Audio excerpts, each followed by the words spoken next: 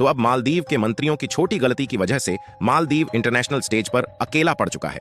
यानी कि कहने का मतलब यह है कि चीन और बांग्लादेश जैसे देश मालदीव का साथ छोड़ चुके हैं और उन्होंने मालदीव को तगड़ी फटकार लगाई है।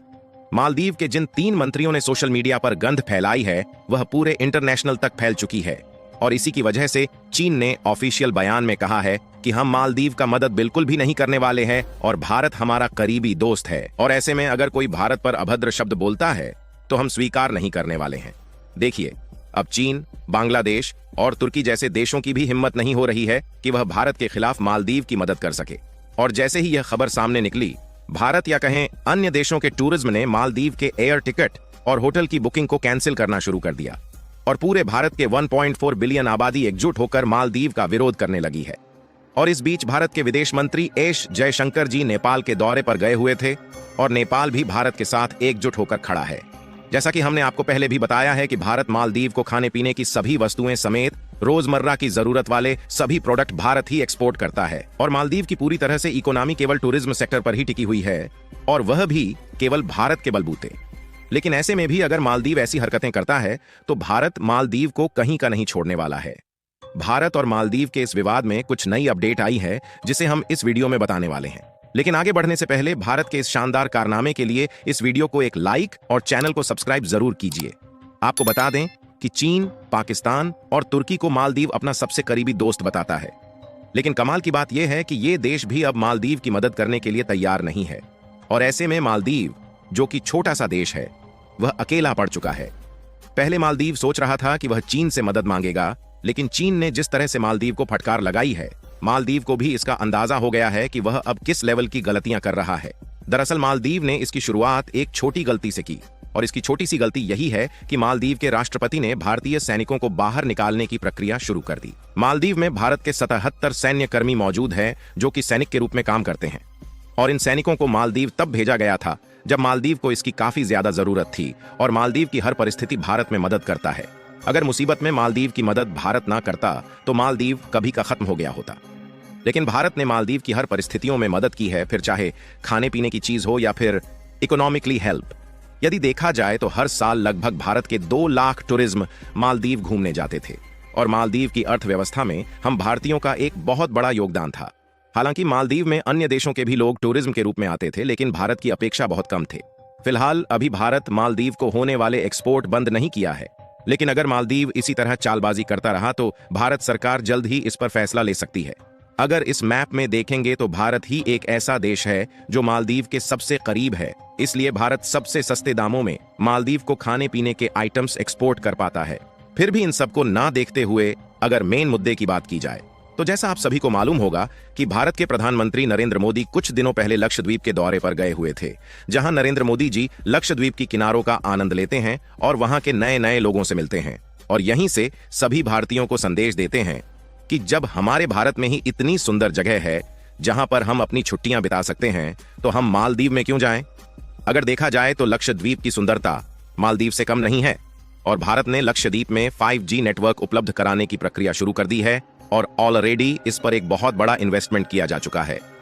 यानी कि हम भारत में ही वह सारी सुविधा देने वाले हैं जो मालदीव भी नहीं दे पाता और इसी के साथ लक्षद्वीप को एक अच्छा टूरिज्म सेक्टर बनाने की प्रक्रिया पूरी तरह से पीक पर है।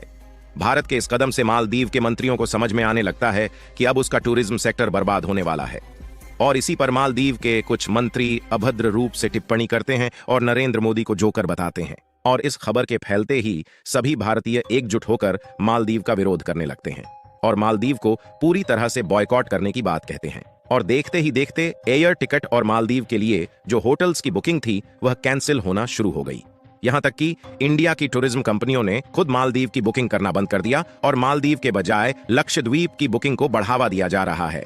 और अब जब मालदीव को अपनी गलती का एहसास हो रहा है तो वह भारत से माफी मांग रहा है, लेकिन अब चाहे कुछ भी हो जाए भारत मालदीव को किसी भी सूरत में छोड़ने वाला नहीं है। इस बार गौर करने वाली बात यह है कि पहली बार चीन भारत से डर रहा है और मालदीव का साथ देने से कतरा रहा है। यानी कुल मिलाकर ऐसा पहली बार हुआ है जब भारत के लगभग 140 करोड़ लोगों की आबादी एकजुट होकर किसी देश का विरोध कर रही है और भारत के लोगों ने जिस तरह से मालदीव का विरोध करते हुए उस पर पलटवार किया है, इससे चीन को भी अंदाजा हो गया है कि अगर वह मालदीव का साथ देगा तो उसकी अर्थव्यवस्था किस तरह से बिगड़ सकती है। साथ ही चीन को इस बात की चिंता सता रही है, कहीं भारत के आम लोगों ने गुस्से में आकर बॉयकॉट चीन करना शुरू कर दिया तो चीन के भी लेने के देने पड़ सकते हैं। मालदीव के इस विरोध के बाद लगभग 2300 एयर टिकट और 9000 होटल्स की बुकिंग कैंसिल हुई है और यह संख्या बढ़ती ही जा रही है। यानी कि केवल एक दिन के विवाद से ही मालदीव का करोड़ों का नुकसान हो गया है और मालदीव पर इसी पलटवार की वजह से चीन घबराया हुआ है। इसीलिए इंडियन आउट का कैंपेन चलाने वाला चीन अचानक प्यार की बातें कर रहा है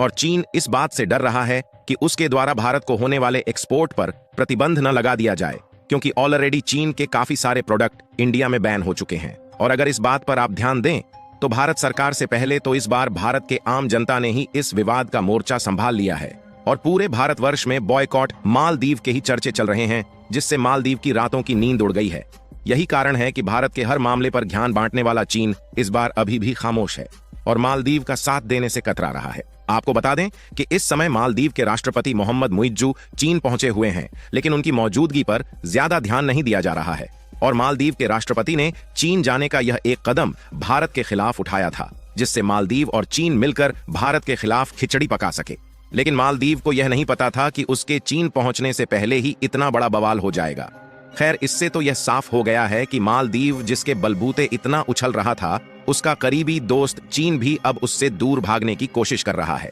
केवल पाकिस्तान ही एक ऐसा देश है जो अभी भी मालदीव के साथ खड़ा हुआ है, लेकिन पाकिस्तान किस तरह से मालदीव की मदद कर सकता है, इसको आप लोग भली भांति जानते हैं। बाकी तुर्की, बांग्लादेश और चीन जैसे देश तो मालदीव की मदद करने से अपना हाथ खड़ा कर लिए हैं और लक्षद्वीप पर जिस तरह से ध्यान दिया जा रहा है, उससे मालदीव की अर्थव्यवस्था पूरी तरह से खत्म होने वाली है।